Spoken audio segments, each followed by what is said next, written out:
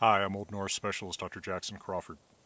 In this video, I'm going to kind of test a more recent Icelandic fortune-telling device, as well as comment a little bit generally about what we can know about fortune-telling methods in the Viking Age or medieval world.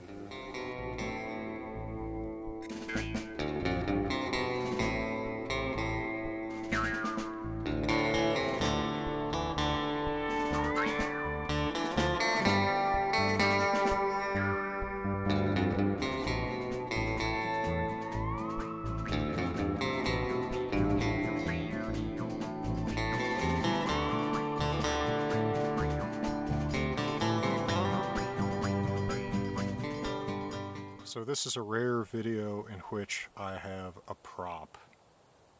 I guess except for that one guy years ago who always used to call my hat a prop, which I don't fully understand. But the story behind this is in late August 2022. I was in Iceland with Ian McCollum, and my Patreon supporter, Friðrik Bjarnason, had met us in northern Iceland and advised us on several neat places to go see. He came with us, some of them, and he came with us to a place called Glumbair, which is in the Skagafjörður region.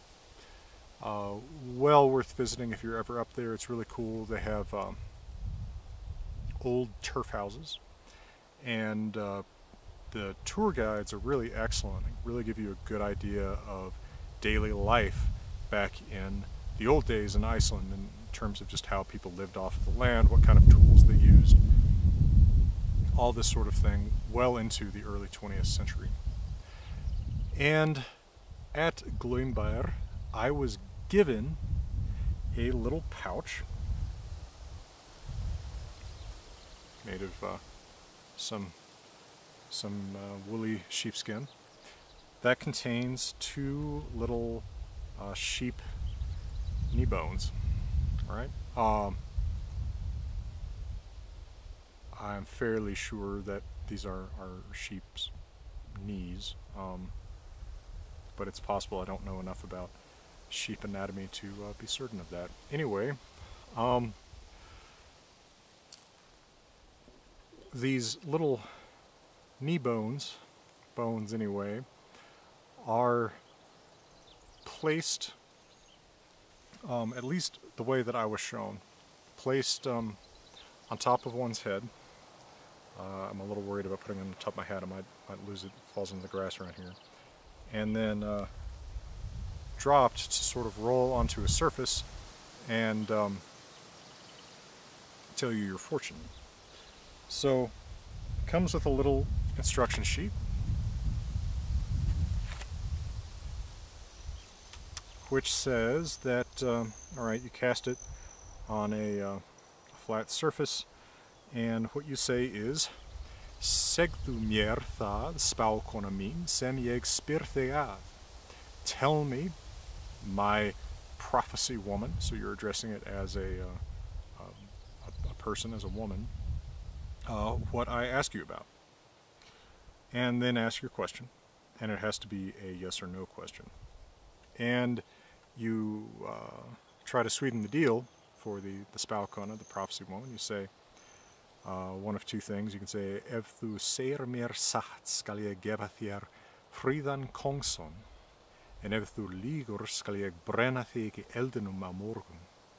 So if you tell me the truth, I will give you a handsome king's son, but if you lie, I shall burn you in the fire tomorrow. Or you can also say, Ef þú segir mér satt, þá skal ég setja þig ofan í rjómabyðuna, en ef þú lýgur, skal ég láta þig í keitukernuna. So if you tell me the truth, I will put you into the cream container. I guess it's something you would have around the farm for sure. But if you lie, I will put you into the chamber pot, right, into the urine. And so how you know what the fortune is Alright, so if it lands and the little bump is up, then the answer to your yes or no question is yes. If it lands and the hole is up, I hope you can see the difference there. Might be hard on a little iPhone screen, can't really tell. But if the hole comes up, then the answer to your yes or no question is no. If it comes up on one of the sides, then the answer is either thig varðar ei það, i.e. Like, doesn't concern you, which is interesting because presumably a question you'd ask would, or it just means ég veit það ekki, I don't know. And my little instruction sheet that came with this says that this comes from Jón Árnason's book Íslenskar þjóðsögur og ævintýri, volume 5, 1980, page 441. Okay. So when I was given this, I was asked not to use it lightly. So I think anyone who's watched this channel much or who knows me knows that I'm not a mystic, but I try to hold by what I promised that I'll do, and it was such a kind gift that I thought, well, you know, I'll hold by that. I won't ask it anything light. But I kept thinking about how I might make a video connected to this because it was such an interesting little souvenir. And so I kept thinking, well, what's a sincere question that I could ask it, right? So I have one, and I am an obsessive sap, so some of you who watch this channel probably know the kind of thing I'm going to ask. Okay, so I'm going to test this right on screen for you. Alright, so first of all, I'm going to tell it. Actually, I don't know why there's two. I guess one is a backup. It doesn't say anything about using two of them. Alright. Segðu mér það, spákona mín, sem ég spyr þig að. Ef þú segir mér satt, þá skal ég setja þig ofan í rjómabiðuna, en ef þú lýgur, skal ég láta þig í keitukernuna.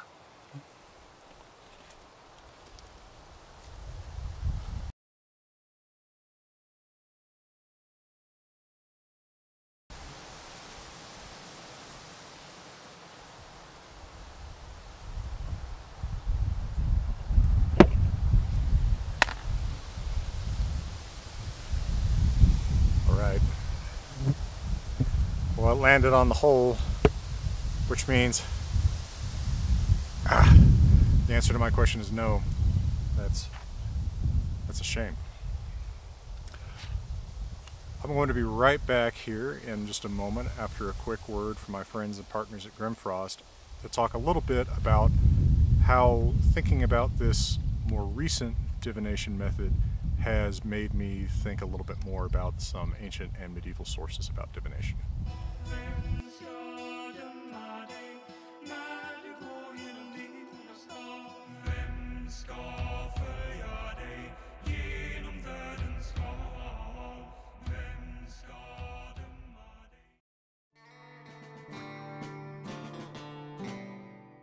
So, in Gautreks saga, when I'll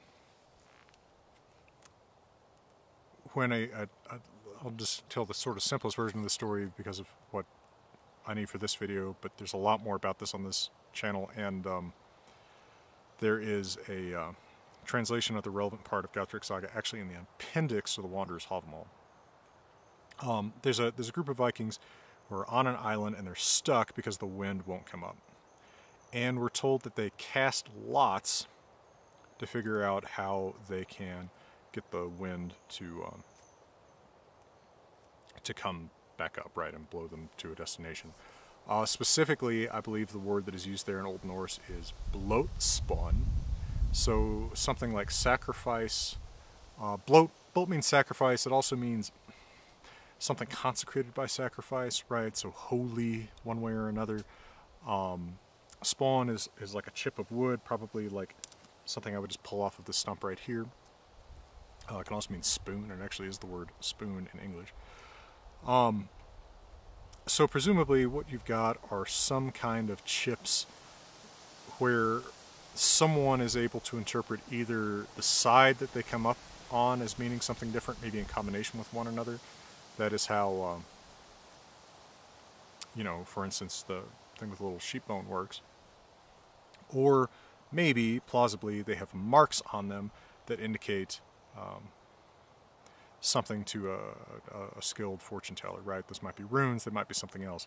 I don't believe that anywhere there is actually a specific statement that runes were used in divination in a way like that. We can certainly imagine they were, but I don't think that's specifically supported in any medieval source. Nor is it specifically stated in an ancient source that has come up on this channel recently that I got to thinking about as I was going through it for another topic, the bog thing, and that is Tacitus's Germania, where in Roman imperial times, a good bit before the Viking Age, he's talking about the customs of Germanic-speaking peoples, so ancestral. They're speaking languages ancestral to Old Norse, Old English, Old High German, etc. He says, and I'm just going to read from Benario's translation, which I like, and not mess with the Latin here. They have as much regard as anyone for auspices and the taking of lots. Their method of casting lots is unvaried. They slice a branch cut from a fruit tree into slips and throw these, distinguished by certain marks, completely at random onto a white cloth. Then the priest of the state, if it is a public consultation, or the head of the family if it is private, first having prayed to the gods and gazing up at the sky, picks up 3, one at a time, and interprets them in accordance with the mark that had been inscribed before. Alright. Obviously, said marks could be runes, they could be other things. They could just be as simple as, you know, the marks in question are, you know, it's burned on one side and it's not on the other, or it's burned on one end and not on the other, or something like that. It's cut on one end and not on the other.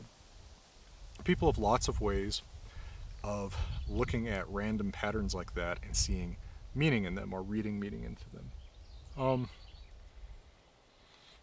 And I don't think that our expectation that this has to be runes, which is just so common, has to be true, because 19th century Iceland was, or early 20th century Iceland, was a vastly more literate society than whatever Germanic-speaking society Tacitus is talking about. And yet, we have this, you know, very charming method of divination that disappointed me with the answer to my question, but charming nonetheless in its sinister implications. That has nothing to do with writing. And the same way, people try to look at shapes in clouds, or famously the Romans looked at the entrails of, well, they looked at how birds flew, right? And then I think at the entrails of animals, or is it the entrails of birds? Specifically, I can't exactly remember how that works. But the Romans were presumably also a more literate society than whatever Germanic society Tacitus is talking about. So there's also such an easy ability that any one of us has to come up with, you know, some deterministic system of randomness, you know, from eeny, miny, mo to, you know, if I hear a hummingbird fly at me from the left, then the answer to my question is yes. If I hear a hummingbird fly at me from the right, the answer to my question is no. Right? I can simply come up with that right now, and maybe that will be, you know, my divination system. I think these things are so easily changed over time that there's just not much that we can tell about specifically how Old Norse speakers might have practiced divination, either from Tacitus or from little sheep knee bones in nice sheepskin bags. So, a few thoughts, as promised, about divination generally, and a little demonstration of a more recent Icelandic method of divination, now that I finally had a sincere question for it. And I want to thank everyone on Patreon for continuing to support this channel, and all those who buy my books and do other things to support the channel, whether that's requesting cameos or doing super thanks or what have you. It means a lot that you decide to help out this channel, which somehow has become my way of supporting myself. So, for now, from beautiful Colorado, let me wish you all the best.